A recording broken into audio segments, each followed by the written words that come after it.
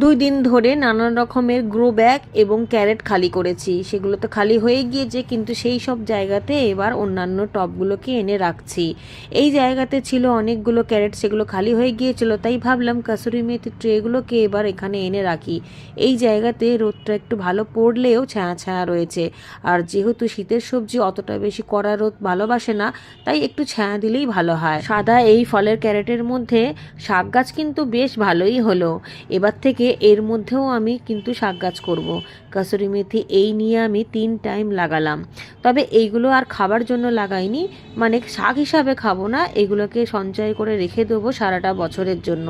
শুকনো করব, তবে রোদে শুকনো করা যাবে না, এমনিতেই পাখার তলাতে শুকনো করা যাবে বা ফ্রিজের মধ্যেও শুকনো করা যাবে। তারপর কোনো কৌটার মধ্যে বা শিশির মধ্যে ভরে রাখলে সারাটা বছর কিন্তু কাসুরি মেথি আর কিনতে হবে না। আমরা তো রান্নায় বেশিরভাগ সময় ব্যবহার করি, এইভাবেই রাখা